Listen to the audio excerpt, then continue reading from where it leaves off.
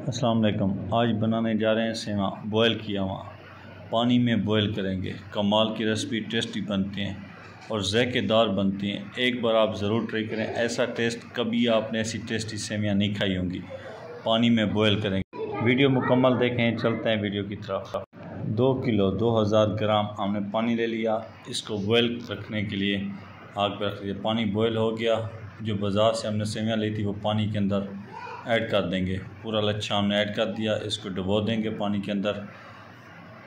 थोड़ी देर बाद 3 से 4 मिनट इसको रखेंगे पानी के अंदर। ये बॉयल आना शुरू होगा तो हमारी सेवियाँ भी तैयार हो जाएंगी। आसान सी रेसिपी, कमाल की रेसिपी, टेस्टी बनते हैं। एक बार आप ज़रूर ट्राई करें घर में।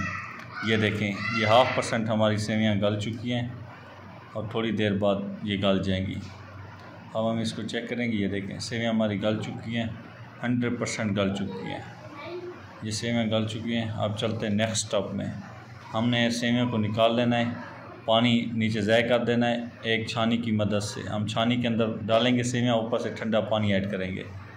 सेवियाँ के ऊपर ठंडा पानी मारेंगे। ये देखिए, अब हम इसको पानी नीचे निकल गया और हम एक बर्तन में ऐड कर देंगे। ये बर्तन में आ गई सेवियाँ हमारी। गर्म पानी से हमने इनको धो लिया था।